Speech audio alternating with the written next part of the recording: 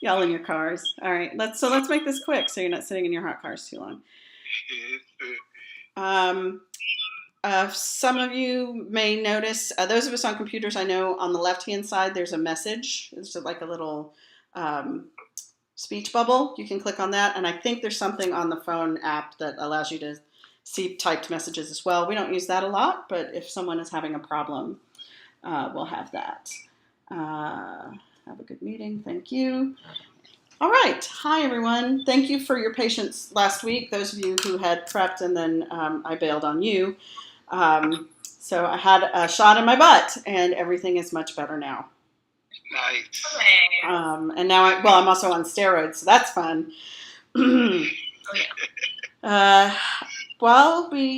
As we are moving forward, I want to go ahead and confirm our next meeting. I'd like to do that first, so even people who are watching the video see it first.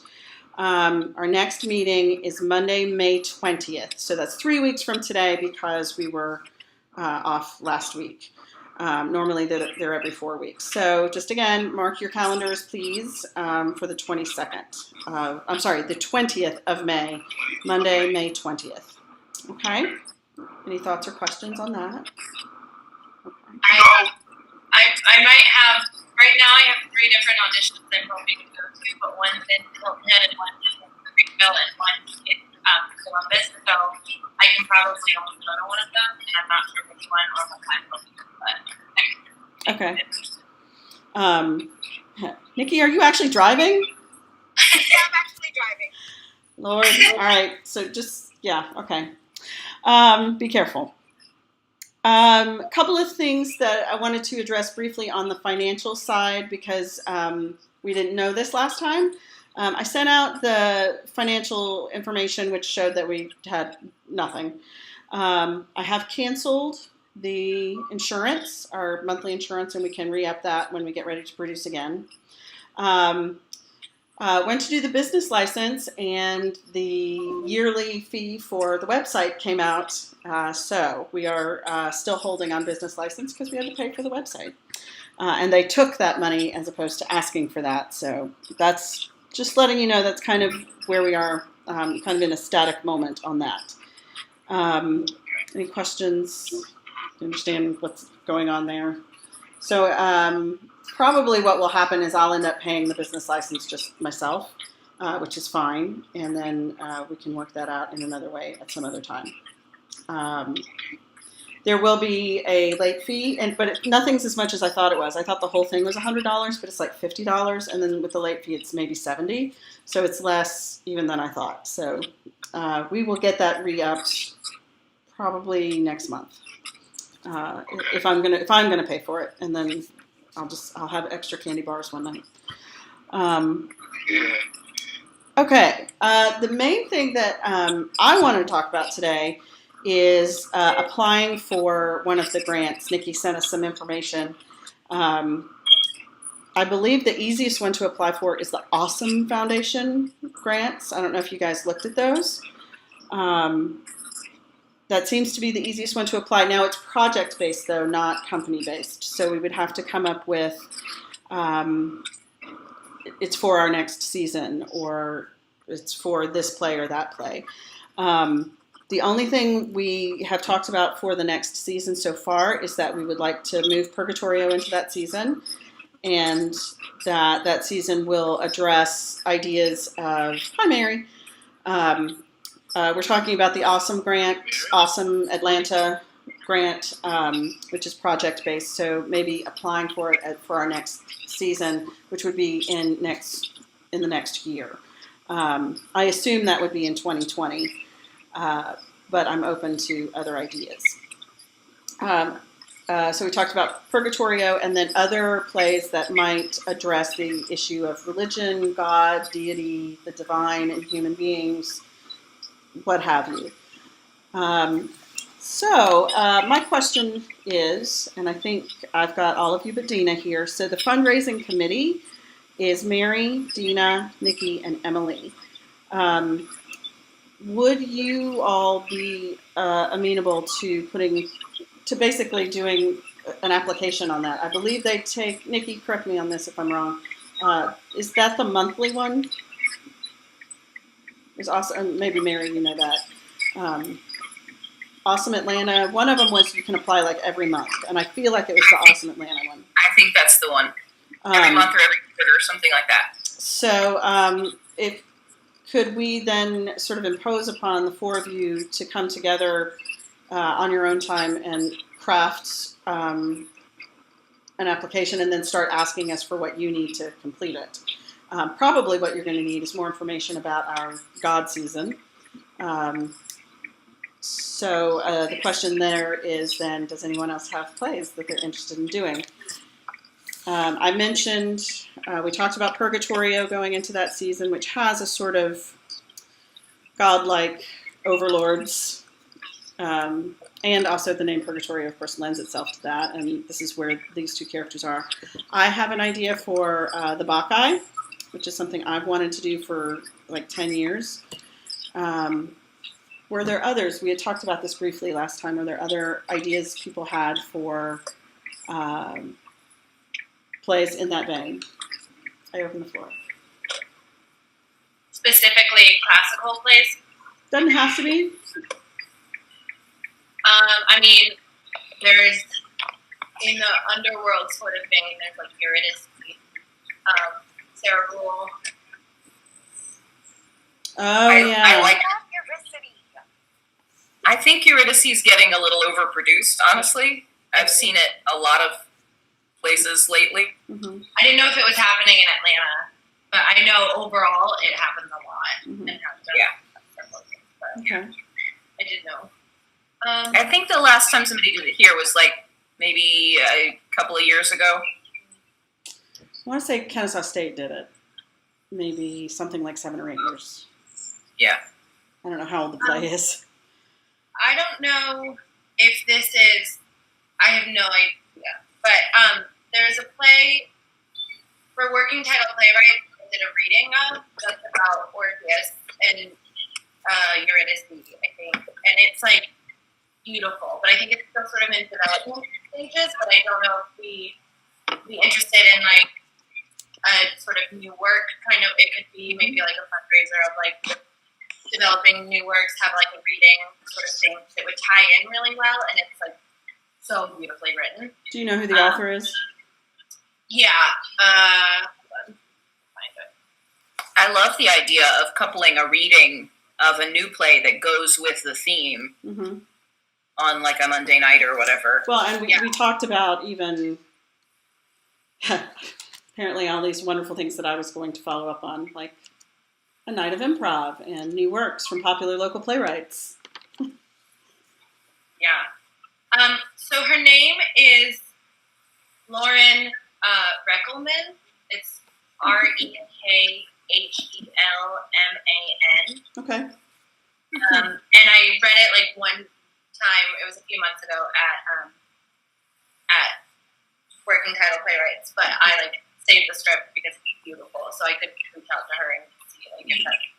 I don't know where she is in development with that, or if Working Title's doing anything with it, but yeah, it's just like so beautifully written that I want to like increase in the capacity. I think it's wonderful. Okay.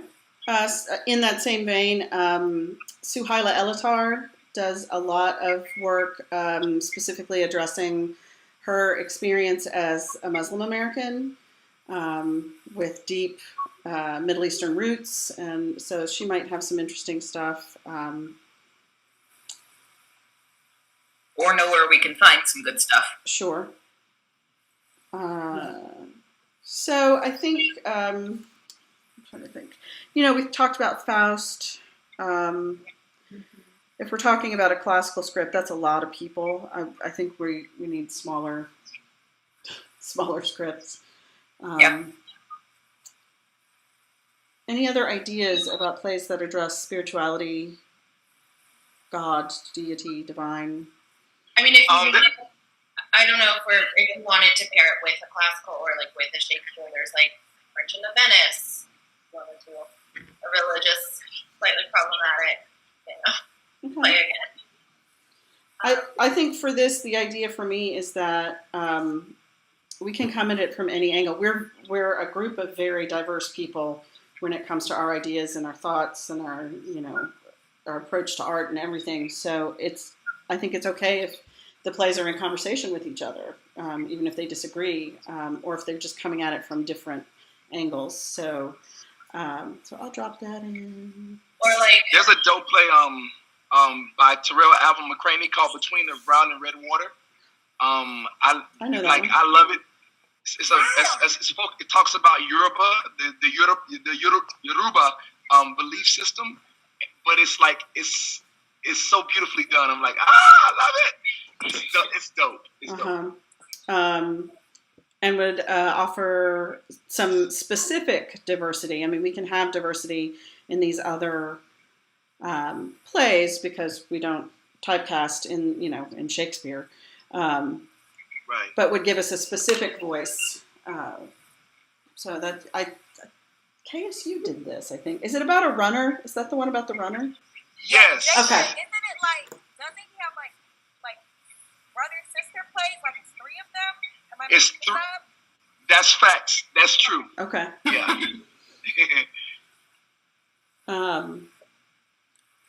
So it looks like then too, I probably need to pull together the artistic team. But I think we can move forward in an application saying this is the topic we're addressing, and here's our current working list of plays that we intend to pull in, have readings of, have full productions of, etc. So what we are more likely to need, although titles are important, is dates. That is a good point. Yep. And I don't know. I have no plan for that at this time. So in terms of applying for grants, most of the time they're asking for as much specificity as possible. And so it might be that we have to start working on some of the narrative parts, but not be able to turn anything in not be able to complete it until we have dates, at least tentative dates, and at least a verbal agreement, a letter of agreement with a space and all of that kind of stuff. I'm okay with all of that. I just know that the application I just looked at the application for Awesome Atlanta, and it's like a series of text boxes on their website. It's very, very simple. But you're right. They're asking for specific information, which we may not have just yet. That doesn't mean we can't start writing. Right. Because some of the questions are like, what makes you special as a company? And why do you do great things? And why should we give you money? Exactly. So that stuff we could start writing now. Okay. And I would need to talk with Sam again. We have this relationship with the windmill. Yes. Do we want to consider other spaces? I mean, I think we love the space. It's hard because it's just not there yet. It's going to be there, but it's maybe not there yet. He's gone real quiet on me since I was like, we're not going to be able to produce in April because we were going to produce right now. And he's just been real quiet. Not that we talk every day or anything, but he's so I don't know. I mean, he's got other things to do. He's got money to make. I get that. We're not besties. And he's acting too. Okay, well, there's another thing right there. So maybe that doesn't mean anything. So do we feel good about the space? Because I feel like we could get it if he'll probably want money since I've already pulled out on him once. Is that the direction we want to head? Or do we want to move back into town a little more? If you were to move back into town more, what would be the spaces that you consider?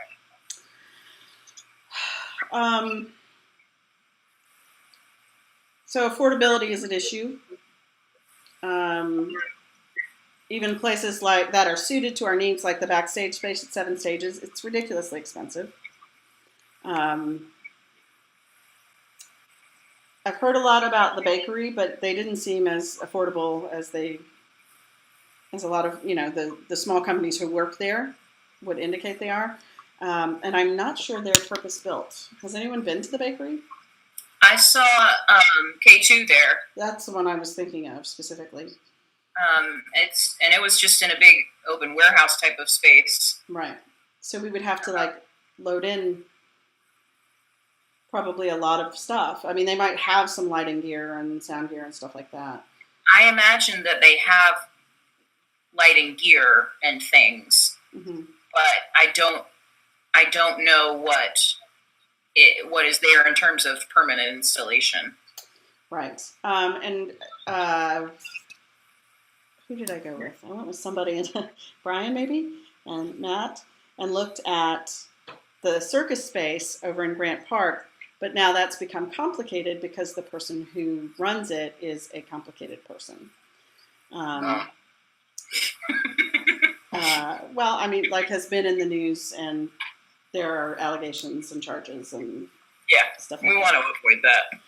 I think that Windmill, I don't know because I don't know where you produced previously, but I think Windmill is, if it's definitely the most affordable option, and it has a lot of good qualities already there. I feel like that's probably the easiest thing. I think it's outside of town, but there's so much things, so many productions happening there that people are just gonna have to suck it up and drive the extra eventually. That's sort of what I was thinking. People are starting to get used to it as a space. Yeah. So my goal is to produce in cooler months. So we were going to produce this April. Obviously, we didn't. But when we produced last October, so April and October were the times he was willing to give us. We also talked about not doing things in rep or doing things in a separated rep where it's 2 or 3 people in Purgatorio and then 2 or 3 people in, I don't know, something else, Eurydice or whatever. And they don't rehearse together, and it's not the same script and it's not the same cast. And we still work it out that they're running on top of each other. Or something else, just so we don't have 10 people trying to learn 10 different roles. I love our reps, and I'm always astonished at what the actors have accomplished. But it's I don't have to tell you, it's hard. I love it though. I think it's one of the things that makes this unique. I don't think that many places in Atlanta do rep, and it is hard, and it's a very specific piece. But if you take that aspect away, then I don't know if there's the one thing that's this is so different than everything else. So I think I appreciate you saying that so much, because that's something I've been struggling with. I've been revisiting our mission and our vision for who we are. And I went to see Macbeth, that Folding Chair did, and I sat there through it going, they're out impulsing impulse right now. They're doing what I had in my mind we would be doing. And that's okay. It's okay if we're not exactly what I originally envisioned. That's totally fine, because we're going to grow and be different. And as people come in, they're going to have ideas and all that stuff. So it's interesting, Emily, because you're bringing a very fresh perspective, having not been around for some of the earlier stuff, that you feel like. So, I mean, maybe that is something we want to continue because it's a big challenge for the actors. I think we can simplify tech even more. I think we have to talk about if you produce in rep, if you work in rep the way we have for the last 2 years, it takes a different kind of rehearsal process than is standard. And we haven't really done a great job of making the rehearsal process useful to the type of production work we were trying to do. I think we'd have to make some adjustments to how rehearsals organize, how they work, how that production process works, to accommodate for the difference in running a rep versus running a bunch of shows at one time with separate casts. Right. So let me ask this. I have my ideas as an actor myself. I have ideas about this. What about if there were, because the problem has been, and the reason it's been such a short rehearsal process a lot of the time was affordability of space. But if we're working in smaller casts, let's say we cap it out at 6 and there's overlap, but how much, I don't know. Because like Purgatorio is 2 people. There's just no one else on stage. Could those 2 people also then roll into roles in Eurydice or in the Bacchae? Of course they could. Maybe very small chorus roles where they're supporting that. Anyway, would it be useful to maybe take, since we only have 3 weeks on our feet or something, because that's what we can afford in space, is there a 3-week period before that where we're meeting in living rooms and conference rooms and we table work the hell out of these plays to the point where the actors are almost coming off book before they've even gotten their blocking? Which they should have been doing anyway, but that's a different point. Well, this would also give them the support of being with their compadres to do it, as opposed to going, just do it on your own. And I say that full well as an actor who didn't know one of her one-page speeches until that week. We also talked about, instead of doing like 10 days of one and then switching to the other, and then like maybe it's a 2 and a 2 and a 2 and a 2 and a 2. Yeah, it makes it much easier. I'm gonna say like alternate the weeks. Yeah. Mm-hmm. Like 1 week, because the 2 weeks and then the 2 weeks was like not conducive to then remembering the original 2 weeks. Yeah. So I think even if you did 1 week and then 1 week and then alternated every 2 days, getting close to the tech or whatever, something like that, so that you had a little bit more of an intensive time with each one, but then you started rehearsing in rep before you started just performing in rep. Really useful. Yeah. Okay. There's also room for talking about this in the audition process of including almost an interview type of portion in auditions and saying, here's why this is different from rehearsals you might have been in before, finding out how people work as actors. What is your process of memorizing and creating? Because you got to find people who are going to be able to step into that way of working without a whole lot of preparation. Like they just got to jump in and figure it out. So, finding people who've got experience doing rep might be part of that. Or, just talking through, well, what processes they work through. I also think there's room, if we choose plays that don't have equal numbers of people in them, to say, are you interested in doing both shows, or would you prefer to do only one?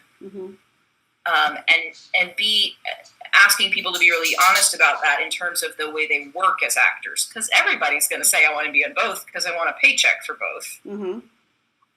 But to talk about it in terms of an artistic process, there might be people who know that they can't take on 2 jobs at once. Or people who really, really want to challenge themselves in that way.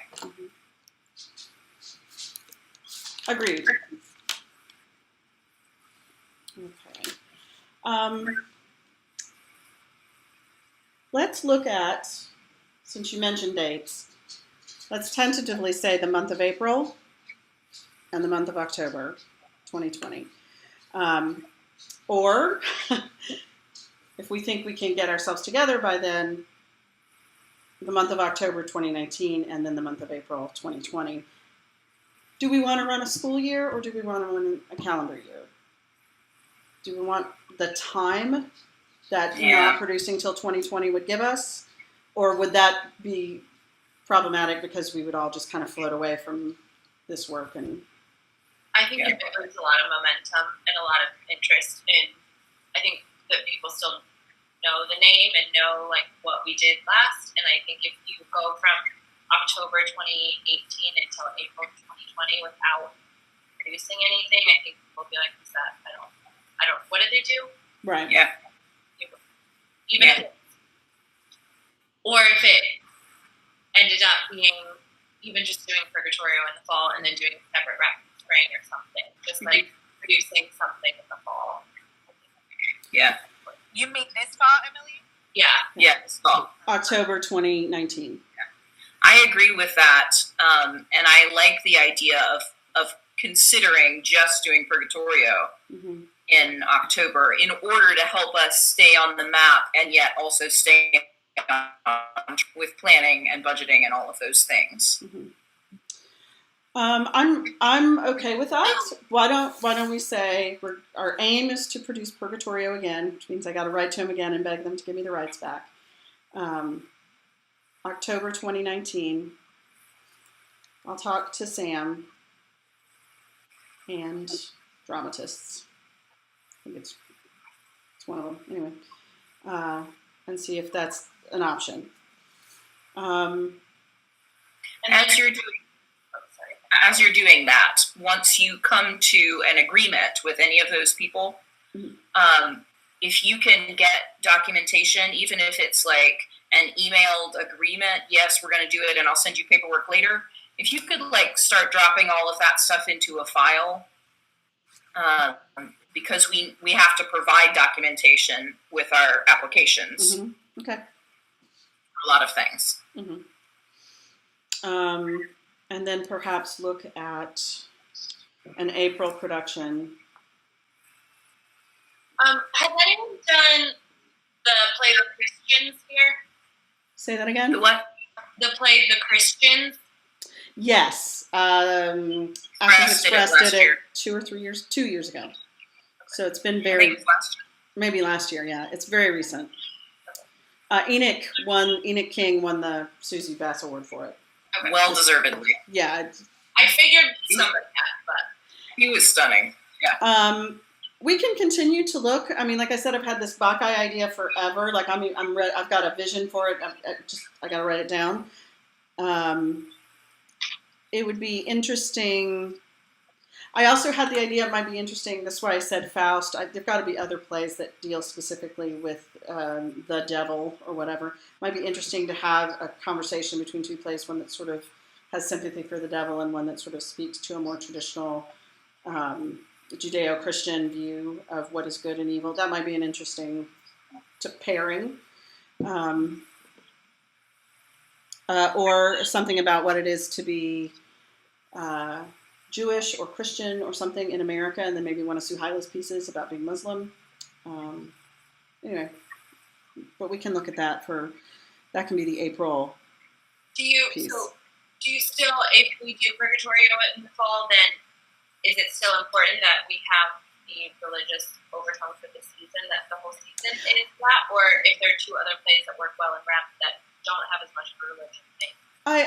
The reason, and y'all can talk me out of this, but is we've sort of approached each of our production seasons with an idea. The first one was the sort of addressing the political climate, especially after the elections. So that was 2018, and we did Julius Caesar and Antigone, and then we were addressing the idea of gender, sexuality, the relationship between men and women in that realm in this past season. Purgatorio fit that. Purgatorio also interestingly fits into what my next idea was, which was this God idea. Do we have to continue in that vein? No. It just helps me organize. Themes help me organize my thoughts. So that was sort of why I did that. And themes make it more interesting for the patron to see both plays. Right. Yeah. This is totally unrelated and could be for a future season or for never, but there's or just for my own personal basement acting, but there's a play called Or by Liz Duffy Adams that's about Aphra-Behn, and it's got Aphra-Behn, Nell Gwyn, and King Charles in it, and it's just like 3 actors, and they play a bunch of different roles, but it's really fun. And if theoretically we paired it with like the Rover or something, Mm-hmm. like an actual acrobating play. Mm-hmm. That was something that like in rep would work really well, but also is just more just because I love this. You should just read the play or because it's very. Is it OR? Just OR? Just that, and with a comma after it. But that's it. All right. There we go. I've seen it also written or what she will, but that's not the original title, so I don't know if that's something someone added or edited. But it's fun. Part of all of this is not the thematic thing was just again for me to organize. The idea for me was that we are a group of actors Doing stuff we want to do and supporting each other and going, Yeah. the reason I ever produced anything in the first place is because I wanted to play Medea. And I was 6 months pregnant and I was like, now's the time. So I produced it because I wanted to do that, and I suckered some people into coming along with that. So it's the same thing. Like, now I have this interest in stand-up, so yes, I would be interested in possibly doing that. So yeah. Bring your ideas and things that inspire you, characters you want to play but would never be cast as by anyone else. Things like that. Things I want to direct. I want to design a set. That's part of what we're here for. Okay, this is interesting, the whole wanting to do reps. So let's think about Purgatorio in October. We're going to think about maybe a pairing of plays in April. I'm going to contact Sam and I'm going to contact dramatists and see if they'll agree to give us, they want dates too, so I'm just going to say like April 1st to April 30th. And we can change that later. And then if the fundraising committee, again, that's Mary, Dina, Nikki, and Emily, would look into starting one of those applications and then leaning into the people who would have the information you need to complete it, that would be great. Probably our artistic committee is myself, Matt, Nikki, and Jason, and the production committee, these are the people that handle the tech side, Valea, Andre, Brian, and Chris, if Chris is still with us, should all have a conversation amongst themselves about these ideas we're tossing around here. So I would ask maybe all of the committees, even just to touch base with each other around these ideas we're talking about tonight. Before our next meeting, which is May 20th. Monday, May 20th, 7 to 9, same time, same place.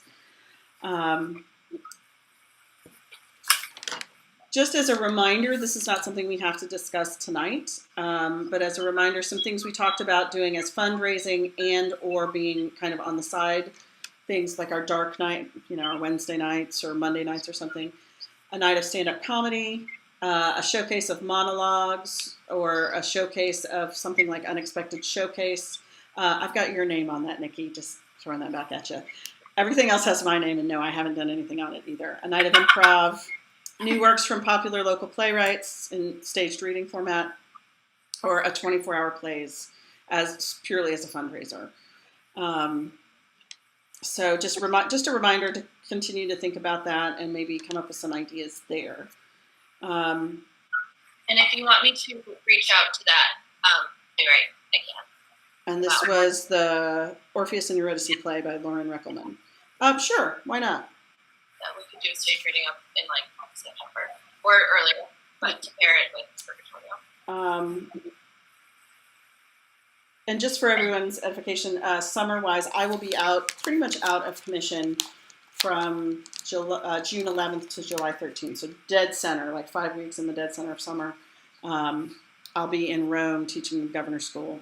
And I will not have a day off at all. But I don't have to work the rest of the summer, so there's that.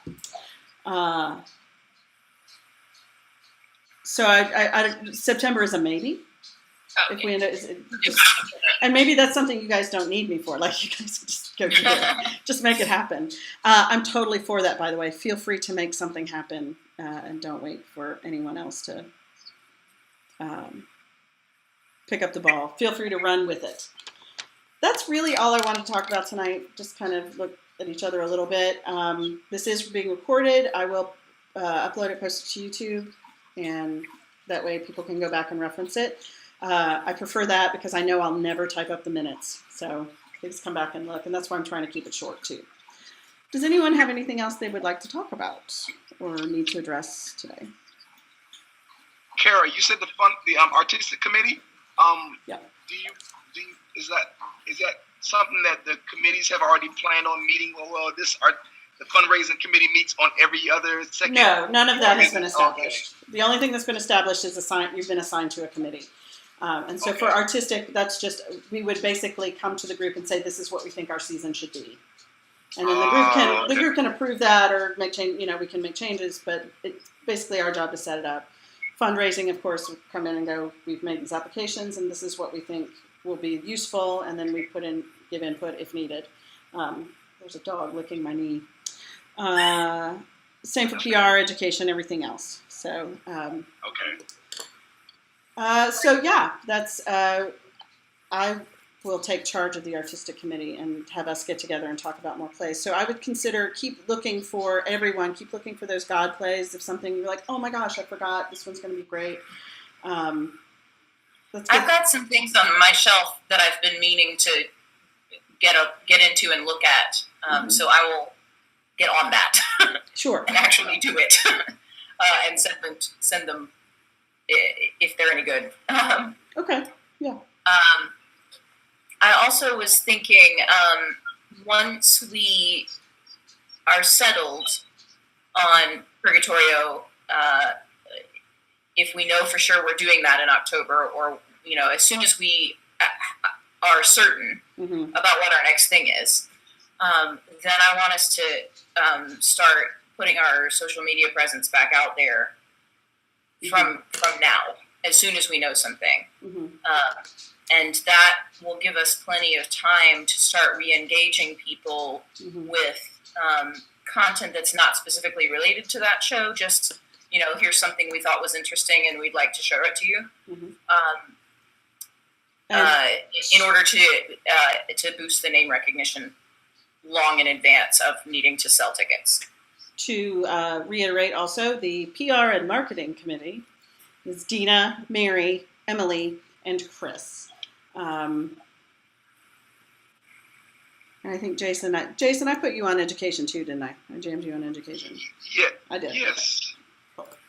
Cool. So that way you guys can, and at some point, I'll give you all the passwords and feel free to create stuff. And eventually we'll kind of filter that and sort of, that way it's going through a branding situation, but I'm happy to not manage social media by myself because I don't. If there's not something immediately in front of me, I don't do it. Okay. Anything else that we want to talk about tonight? I'm good then too. No. Okay. And of course, everyone can respond through email. You can text or email to us. I'm trying to keep text to a minimum because we got in that habit of having these enormous text chains. So that's why I keep saying, don't reply to this. Yeah, just reply to me if you need to talk to me. That's what the Slack message boards are for. And as well. I still haven't I don't think we've fully engaged with that. We might need to have a retreat. Let's have a retreat. We just need to do it. We need to spend a little time on like how to use it and how not to use it, and But I still think it could be very useful as long as we all get on the same page about what it's for. Yeah. Agreed. Sorry. Okay. All right. Well, let's call it then. Let's call it a night. Have a great time. And look, all these people that are like, I have a show, could have totally made this meeting. I have a show, whatever. There's still 15 minutes to places. Right. Everybody go see Emily in Bullets Over Broadway. She's great. There's something, the thing Brian's doing. If anyone wants them. Also, Fridays, $10 industry tickets. Fridays? Oh, okay. Good to know. Always Fridays. All Fridays. I didn't know that. Where? Yeah. At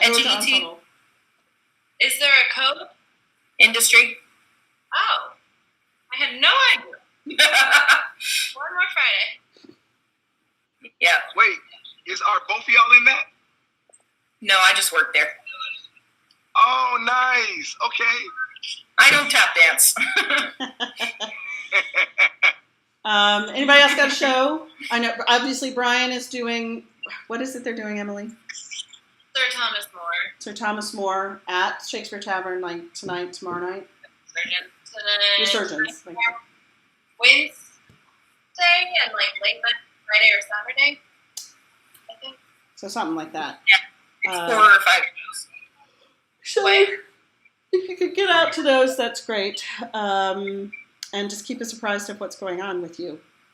All right. Good night, everybody. Mwah.